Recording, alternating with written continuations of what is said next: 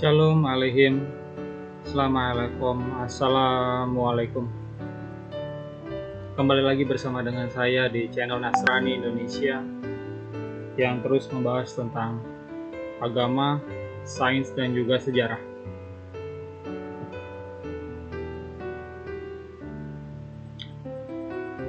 Kali ini kita tidak banyak melibatkan tentang sains,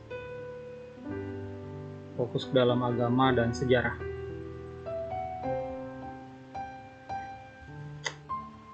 Video pengajaran saya kali ini bertema tentang mengapa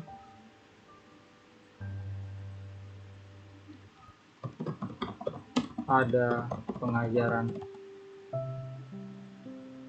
Divine Mother dalam Judaism. Mengapa ada pengajaran Divine Mother dalam Judaism? Atau kenapa ajaran Yahudi itu mengajarkan adanya aspek feminim dari Elohim? Ayo, kenapa? Sebelum saya lebih jauh membahasnya, saya persembahkan video pengajaran ini untuk mama saya yang sekarang terbaring di rumah sakit. Saya berdoa supaya Roh Kudus menjamahnya, Tuhan menjamahnya, supaya kesembuhan terjadi. Amin.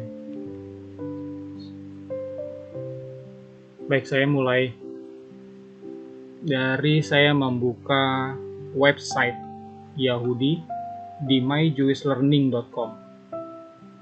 Gambarnya tentang ibu yang sedang memeluk hangat anaknya. Rasanya ada kedamaian, ketenangan. Bayi yang nangis ini biasanya tuh agak tenang atau menjadi tenang tiba-tiba pada saat dia dipeluk sama maminya. Karena apa? Karena dia bisa mendengar detak jantung maminya. Pada saat dia masih di dalam kandungan maminya, yang dia dengar adalah jantung maminya berdetak. Duk, duk, duk, duk. Jadi kalau dia menangis ya, pada saat dia udah keluar menangis, dia didekatkan lagi, dia ngerasa, oh ini rumah saya, ini tempat saya merasa nyaman, saya pernah mendengar detak jantung ini selama berbulan-bulan. Roh Kudus atau Shekinah di dalam ajaran Judaism ya, itu adalah Tuhan yang mereka sebut sebagai Divine Mother. Di website ini myjewishlearning.com ini ditulis ya, the Shekinah, a supernal mother, a Kabbalistic interpretation of the suffering of the Jews in Egypt and their ultimate redemption. Oleh siapa? Dr. Sharon Coren. Ya, di sini dijelaskan bla bla bla bla bla bla bla. Saya langsung aja di sini. Shekinah, the preeminent feminine aspect of God. Jadi Shekinah itu salah satu aspek dari Tuhan, dari Elohim, yang biasanya dikenal oleh bangsa Yahudi atau umat Kristen. Elohim itu sebutannya adalah Bapa, gitu ya. Bangsa Israel sendiri mengakui ya, secara keseluruhan bangsa Israel adalah Bnei Elohim, adalah anak-anak dari Elohim yang diciptakan oleh Bapa di sorga, oleh Tuhan yang mereka sembah, gitu ya, Tuhan Abraham, Ishak, dan Yakub. Ya, mereka mengenalnya aspek Tuhan adalah aspek Bapa. Tapi kalau belajar tentang Kabalis ya, atau kaum Kabalah, kaum mistiknya Judaism, kita akan mengetahui juga kalau Tuhan itu di dalam budaya atau ajaran Judaism itu bukan hanya punya aspek Bapa, tapi juga punya aspek Mother atau Feminine of God. Jadi tidak ada istilahnya Tuhan satu, Tuhan tunggal. Tuhan itu punya beberapa aspek ya. Karena Tuhan itu sebenarnya Tuhan itu beda sama manusia, ya.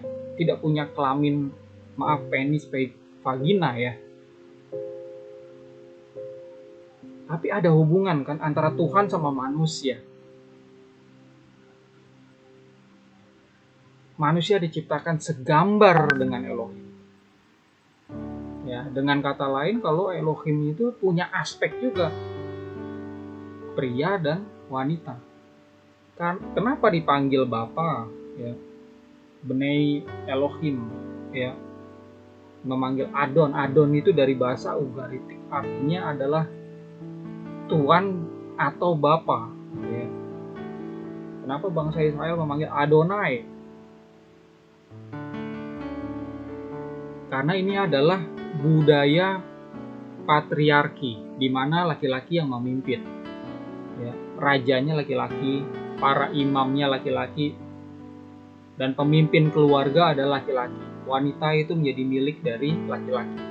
Kalau perempuan, ya, belum menikah, ya milik ayahnya. Begitu dia menikah, milik suaminya. Jadi ini memang patriarki, di mana Tuhannya jadinya adalah sosok laki-laki juga. Ya, itu memang budaya manusia memang seperti itu. Beda dengan matriarki. Sebelum ada budaya patriarki, yang ada adalah matriarki dulu. Peradaban manusia di Mesopotamia awal adalah budaya matriarki, di mana Tuhan sesembahannya adalah yang dikenal sebagai sosok dewi. Pemimpin, imam-imamnya adalah wanita. Gitu ya. Jadi pada saat agama Kristen keluar dari rahim Judaism, ya, kita mengetahui kalau Judaism ini kita diajar oleh Yesus memanggil Bapa. Ya. Tuhan itu adalah Bapa, Elohim itu adalah Bapa. Tapi begitu muncul, ya, kaum Kabalah, ya, dengan ditulisnya kitab Zohar, ya, di abad 2, abad 3 Masehi, ya, lalu diperkenalkan di dalam budaya Judaism dan diterima, ya, mereka mengenal yang namanya sosok Shekinah, sosok kehadiran Elohim, sosok feminin, sosok sang bunda.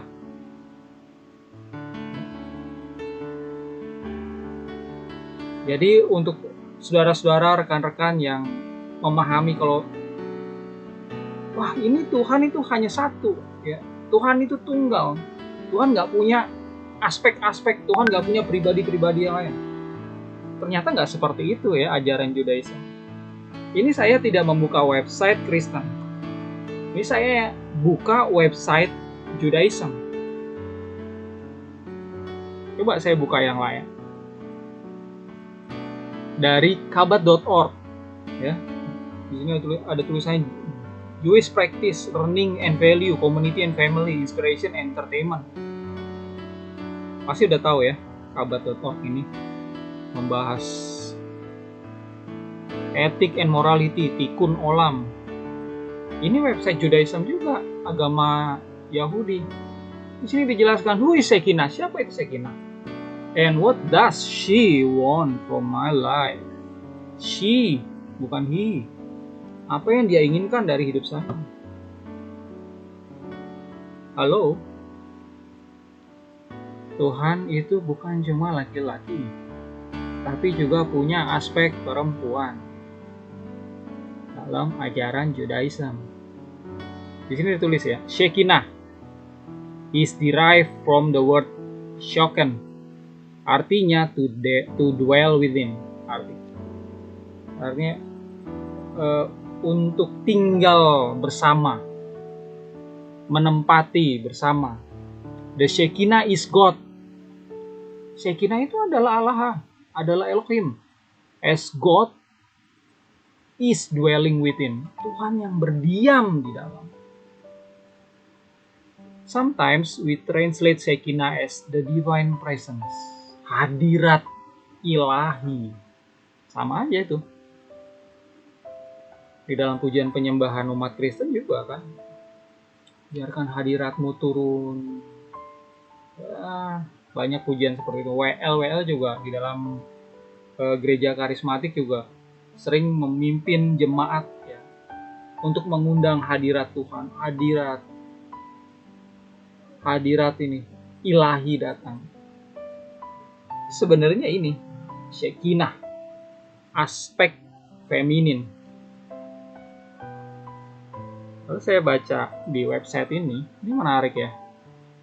Holy Spirit Shekinah.org. Saya nggak tahu ya, ini penulisnya ini Kristen atau enggak ya. Cuma kalau saya search ya di Google, Andrew Harvey ini adalah seorang guru ya, yang fokus kepada agama dan juga mistik gitu ya. Dia berasal dari Inggris. Nah, di dalam catatannya tentang Divine Feminine ya, di sini ada tulisan judulnya Shekinah, Image of the Divine Feminine. Shekinah adalah gambaran dari feminin ilahi. Oke, saya langsung aja ke tengahnya yang penting berkenaan sama Zohar. The 13th century Zohar, the book of radiance or splendor, that was principal text of Kabbalah, contemplates the mystery of the relationship between female and male aspect of the Godhead, expressed as mother and father. Jadi di dalam kitab Zohar ya, di sini ditulis 13th century, abad ke-13 ya. Memang tadi saya sebutkan abad 2, abad 3 itu ditulis, tapi diperkenalkan secara luas oleh kaum Yahudi, dikenal secara luas itu baru di abad-abad ya ini 13, 14 ya. Ini adalah buku prinsip, buku utama di dalam kaum Kabbalah, kaum mistiknya Judaism ya, yang membahas tentang misteri hubungan antara laki dan antara aspek pria dan aspek female, feminin dari Elohim yang bisa digambarkan sebagai bunda dan bapa ya. Jadi Tuhan itu satu ya. Judaism itu adalah agama monoteis ya, seperti Zoroaster, seperti juga agama Aten di Mesir. Nah, melahirkan agama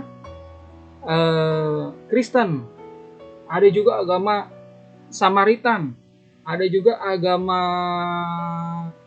Gnostik ya.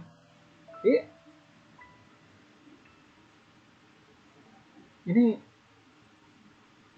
masih ada hubungannya, dan itu sama-sama agama monoteis ya. Nah, kaum mistik di dalam agama Judaism ya, itu adalah kaum Kabbalah ya. Nah, hal-hal mistik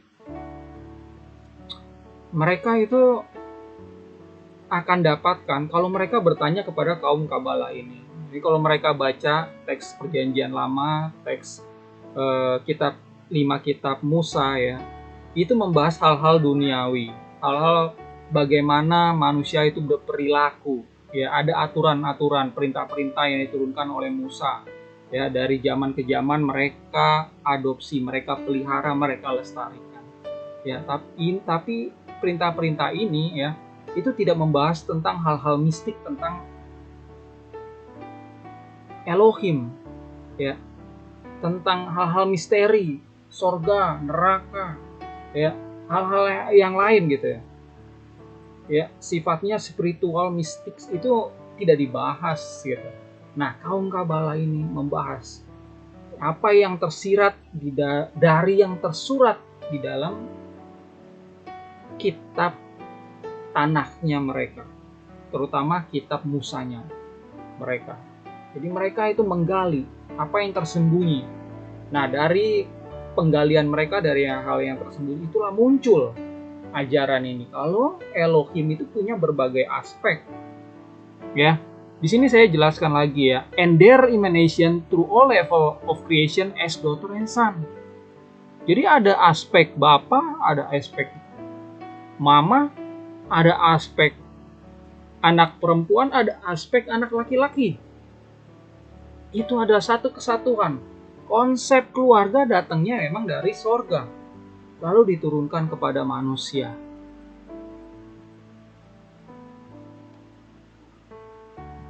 Menarik ya. Ini adalah konsep Elohim dari Judaism. Kalau saya diskusi sama banyak rekan-rekan Muslim, mereka banyak nggak ngerti ini gitu, karena mereka hanya mempelajari kitab Tanakh, kitab PL. Mereka tidak mempelajari kitab Zohar, mereka tidak mempelajari ajaran dari Kabalah yang merupakan satu kesatuan, tidak terpisah di dalam ajaran Judaism. Ya. Agama Yahudi ya setelah Maleakhi mereka nggak punya nabi-nabi. Nabi-nabi itu yang mendapatkan penyingkapan dari ilahi, mendengar suara ilahi, pewahyuan, penglihatan, mereka nggak punya. Oleh karena itu sebagai gantinya adalah ya ini kaum Kabalah yang menyingkap hal-hal misteri. Salah satu misteri yang diungkap adalah Shekinah, aspek feminin, the mother of Elohim mother, gitu ya. Nah, apa hubungannya sama Kristen? Karena Kristen itu lahir dari rahim Judaism, ya. Jadi Kristen ini awal mulanya semua adalah Yahudi Kristen. Awal mulanya di Yerusalem, ya. Pada saat Pentakosta tahun 30 Masehi, turun Roh Kudus, pencurahan Shekinah di Yerusalem, bukan di Antioquia, bukan di Roma, bukan di Konstantinopel. Halo? Di Yerusalem, siapa uskupnya pada saat itu? Mar Yakub Hasadik, ya, atau Yakobus, saudaranya Maran Yeshua, the Mesiah, saudaranya Yesus Kristus, gitu ya. Jadi masih berdarah Yahudi. Nah, ini dia. Nah, pada saat pencurahan itu Roh Kudus itu datang sebagai penolong yang lain, Paraklete atau Parakletos. Ya. Nah, siapa itu Parakletos? Siapa itu Roh Kudus? Di dalam kacamata Yahudi Kristen, jemaat paling awal, dia adalah Shekinah, dia adalah aspek feminin dari Allah, aspek feminin dari Elohim. Kenapa? Karena kata roh dan kata roh di dalam Ibrani atau ruha di dalam Aramaik kuno pada saat itu, gendernya feminin. Gitu. Dan pada saat ini diterjemahkan ya ke dalam bahasa-bahasa yang lain, perkataan Yesus yang dari Aramaik ya itu diterjemahkan ke dalam bahasa Yunani, Latin. Gender dari Roh Kudus ini jadi hilang, jadi berganti gitu, jadi netral atau jadi pria. Jadi bukan lagi sosok perempuan, bukan sosok bunda. Jadi konsep yang namanya konsep keluarga, ada bapak, ada bunda, ada putra, konsep keluarga.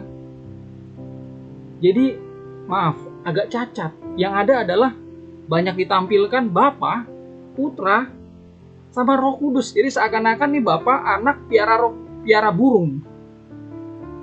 Seakan-akan, mohon maaf. Ya, jangan tersinggung. Saya share data dari jemaat awal, data dari bapak-bapak gereja mengenai aspek feminin ini. Coba perhatikan. Saya ambil dari, ini adalah jurnal teologi, ya, teologi studies, theological studies, di sini HTS, ya, original research, ya, The Holy Spirit as Feminine, Early Christian Testimonies, and their interpretation. Ya. Holy Spirit, Roh Kudus sebagai sosok feminin, sosok wanita dari testimoni saksi ya Kristen awal dan bagaimana interpretasi mereka. Ya, ditulis oleh siapa? Johannes van Oort, Radboud University, Nijmegen, Nederland. Ini adalah jurnal ya. Ini secara abstrak ya dijelaskan di sini. Lalu saya langsung aja to the point. Ya, ini adalah sumber-sumber Yahudi Kristen. Origen and the Gospel according to Hebrews. Origen itu siapa? Bapak dari Alexandria, Koptik ya. Ini hidup di abad 2, abad 3. Iya benar, abad 2, abad 3 yang mendapat julukan pengganti dari 12 rasul. Pada saat itu kan Yohanes sebagai rasul terakhir kan meninggal di abad 2 awal ya. Lalu bapak-bapak gereja itu seperti kehilangan soko guru ya. Ya, soko guru jemaat awal kan Mar Yakub ya, Yakobus, uskup dari Yerusalem, lalu Mar Keipa atau Petrus, uskup dari Antioquia dan Roma. Lalu yang ketiga ini adalah Yohanes ini ya, yang tinggal terakhir di Efesus. Jadi 3 soko guru ini meninggal semua. Nah, penggantinya ini yang begitu dihormati ya oleh bapak-bapak gereja. Ya ini Origen. Dia menulis gini dalam komentari Injil Yohanes. He says, "If anyone should lend credence to the gospel according to the Hebrews, where the Savior himself says, 'My mother, the Holy Spirit, took me just now by one of my hairs and carried me to the great Mount Tabor.'" Jadi dia bilang, ya, pada saat dia mengulas kitab Yohanes, dia menyatakan kalau Holy Spirit itu adalah bundaku, bundanya Yesus. Di sini ya, yang membawanya ke Gunung Tabor. Oke. Selain Origen, ini juga ada quote dari Origen, ya. But if one accepts the following, my mother, the Holy Spirit, ya sama juga ya. Lalu ada Jerome and the Gospel according to the Hebrews, ya, the Church Father Jerome, dia ada di abad 4, abad 5, who spent many years in Bethlehem, ya, di daerah Palestina. Dia hidup, makes mention of several passages from the Gospel of Hebrew. Jadi dia mengutip dari Injil orang-orang Ibrani. Ya, Injil ini juga sudah hilang sebenarnya, tapi ada kutipan di dalam tulisannya si Father Jerome ini. Dia bilang apa? And he should believe in the gospel which has been edited according to the Hebrews, which he have translated recently, in which it is said the person of the Savior, my mother, the Holy Spirit took me just now by one of my hairs. Ya, Jerome komentari on Mikah 2:7-6. Ya, sama ya tentang, dia bilang my mother, Holy Spirit. Jadi Holy Spirit itu adalah bundaku. My itu dia sedang mengomentari ya kitab Mikah 2:7-6. Oke. Lalu the essence of the same quote from the Gospel of the Hebrew is found in Jeremy's commentary on Ezekiel. Ada juga ya. Father Jerome juga menulis, and this relates to the Holy Spirit who is mentioned with a female name. Ya, ini juga berkenaan dengan Holy Spirit yang disinggung ya dengan nama female, dengan nama wanita ya, among the Hebrews. Lihat, ini Father Jerome. Lalu pada saat dia membaca kitab Yesaya, dia juga menulis komentarnya ya. Di sini dia tulis, and also this, like the eyes of a maid look to the hand of her mistress. The maid is the soul, and the mistress is Holy Spirit. Ya, mistress is the Holy Spirit. Oke, siapa lagi? Father Epiphanes, ya, and Hippolytus on the prophet Elsai. For the Jewish Christian themselves, however, it was merely a question of language. Apart from the gospel according to the Hebrews, it is testify a number testimony regarding the prophet exile. This Jewish Christian prophet, in the various source, also named El-Kasai, blah blah blah blah, is said receive revelation written the book of El-Kasai in Mesopotamia in year 1617. The Church Father Epiphanius, ya, yang ada di abad 4 abad 5, for many years Bishop Salamis, yang menjabat sebagai uskup di Salamis selama beberapa tahun, dan uskup metropolitan dari Siprus.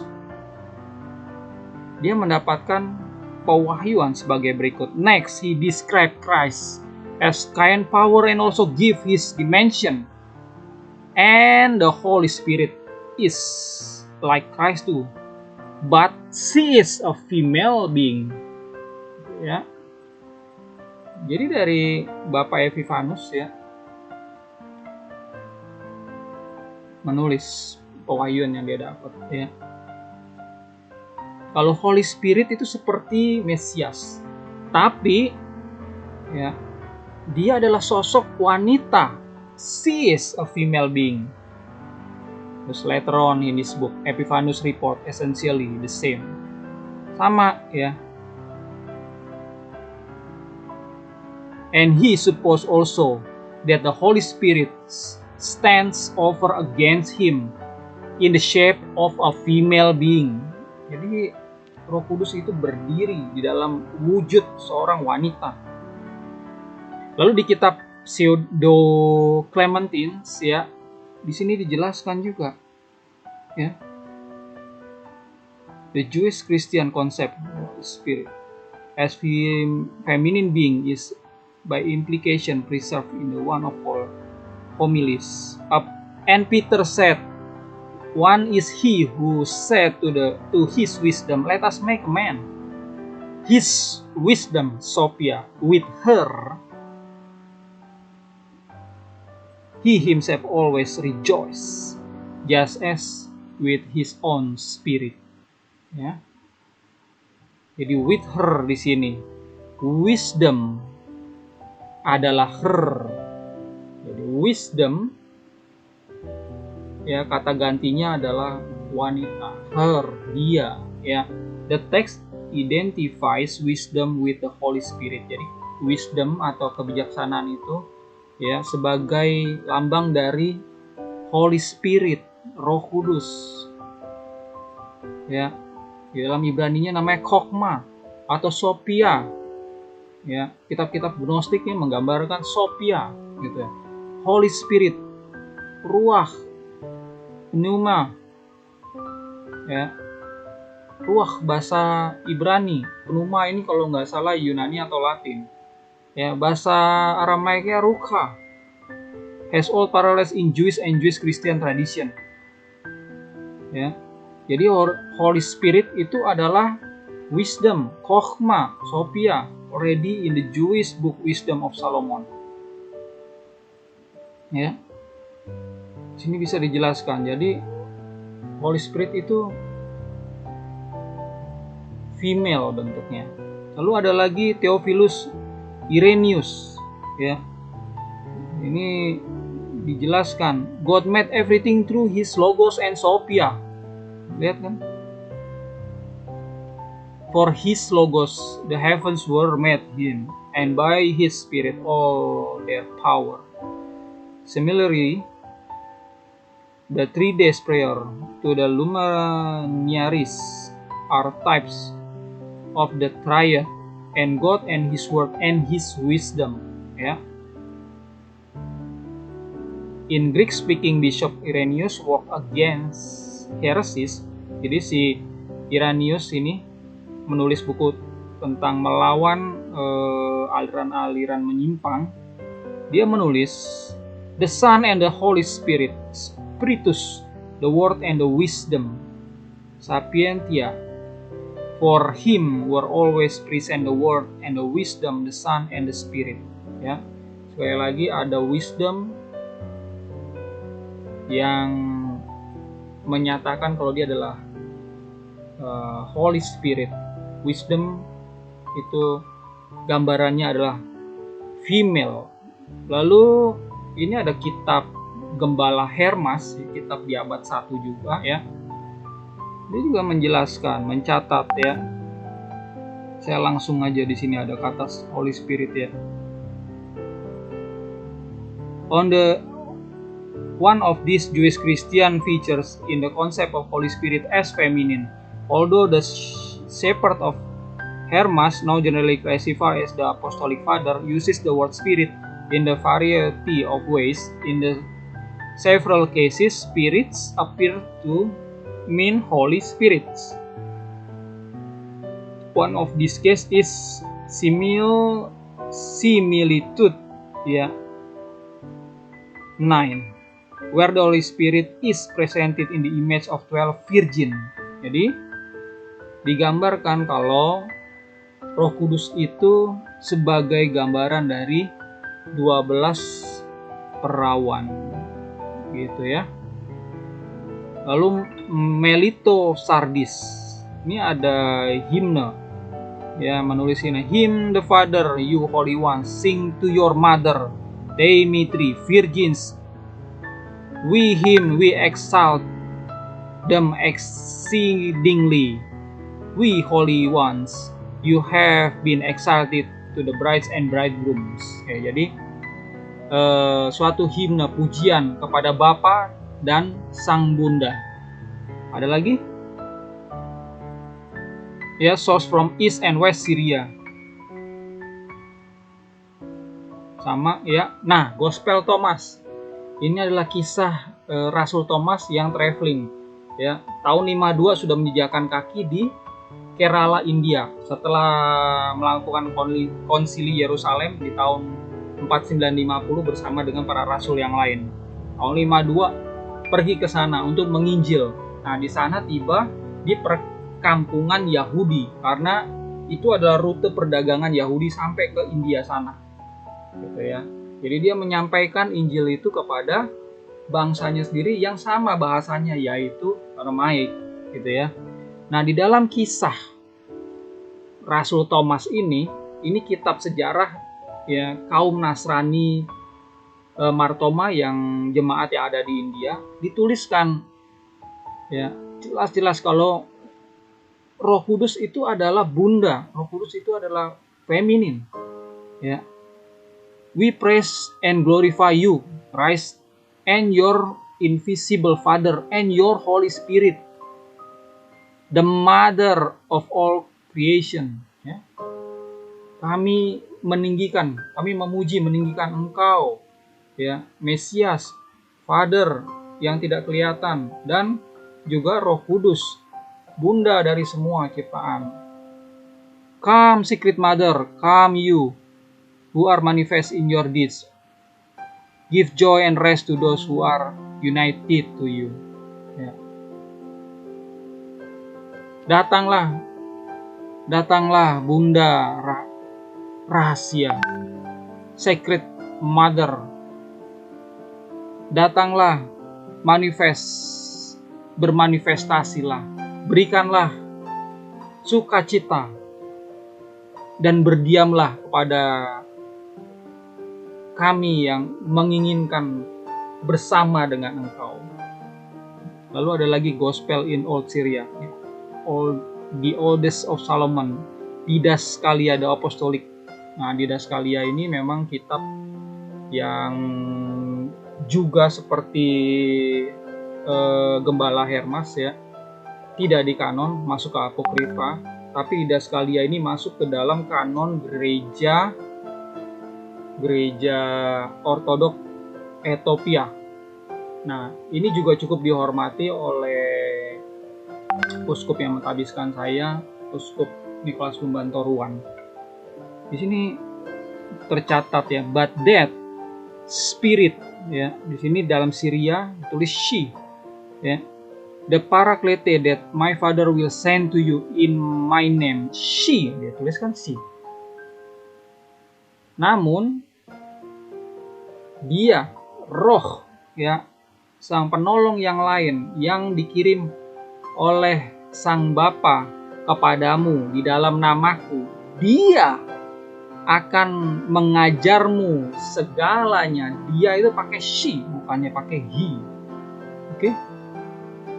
Lalu ada lagi di sini, the spirit of the Lord rested upon me. Wah, ini didaskalia ya, teaching of the apostles. Ada masih banyak ya di sini penjelasan ya. Saya tambahkan ya, pengakuan iman Nikea yang menyatakan apa? Aku percaya kepada ini, dan kepada Roh Kudus yang mengandung. Nah, coba kita lihat ya. Pengakuan iman Nikea, supaya nggak salah-salah gitu ya. Di sini aja, Wikipedia aja cukup ya. Pengakuan iman ini secara turun-temurun ya diucapkan oleh jemaat pada saat beribadat ya. Ini pengakuan iman, sahadatnya cukup panjang. Kalau sahadat Kristen beda sama Islam yang 2 kalimat sahadat aja ya.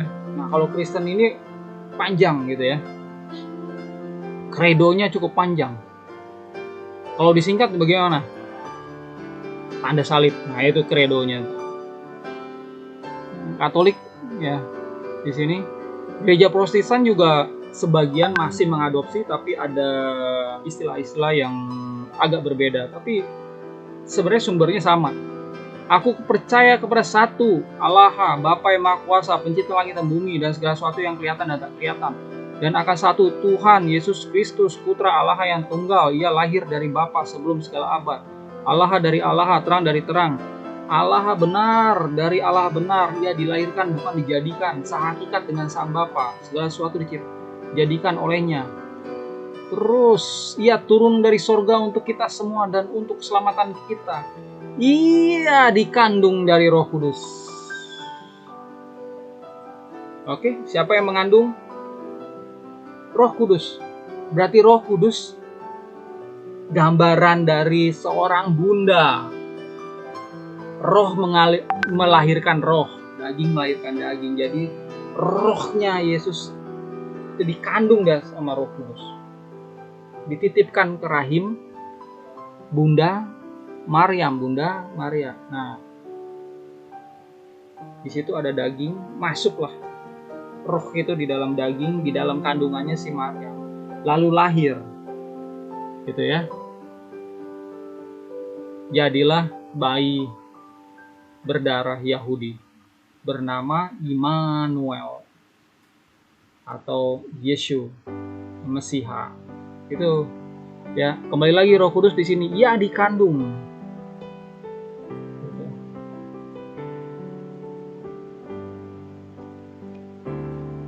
Jadi paham ya, mengapa ada pengajaran Divine Mother dalam Judaism? Divine Mother itu siapa? Shekinah. Shekinah itu siapa? Holy Spirit. Jadi ada aspek Bapa, ada aspek Mama di dalam Elohim keilahian Judaism. Nah, Kristen awal ya, yang masih bercorak Judaism ya, masih mewariskan ini ya. Roh Kudus itu adalah aspek dari Divine Elohim, aspek Mother Divine Elohim gitu. Nah, begitu diterjemahkan ke bahasa-bahasa yang lain ya, jadi aspek ini berganti jadi pribadi, kalau pribadi yang wanita ini jadi berubah gendernya jadi laki-laki dan netral gitu ya. Nah, saudara-saudara, kalau masih ada yang berpikir ya Tuhan itu satu, Tuhan itu tunggal ya. Ya ini dia konsepnya. Paling tidak ya ada dua aspek di sini. Aspek Bapa, aspek Bunda. Ya. Yesus itu adalah aspek Sang Putra. Di dalam Kabala ya ada aspek Bapa, Bunda, Son and Daughter. Jadi inilah monoteis yang unik. Gitu ya. Ekad, satu kesatuan. Makanya pada saat Yesus memerintahkan murid-muridnya untuk membaptislah dalam nama Bapa, Putra, Roh Kudus. Sampai di sini saja pengajaran saya kali ini. Kalau saudara-saudara ada yang kurang setuju, enggak apa-apa ya. Yang setuju dan diberkati, saya berterima kasih kepada Allah karena itu tujuan saya. Saudara mau dukung saya lewat donasi, mohon maaf. Silakan salurkan donasi saudara-saudara kepada tetangga terdekat yang membutuhkan ya. Saya minta doa restunya saja.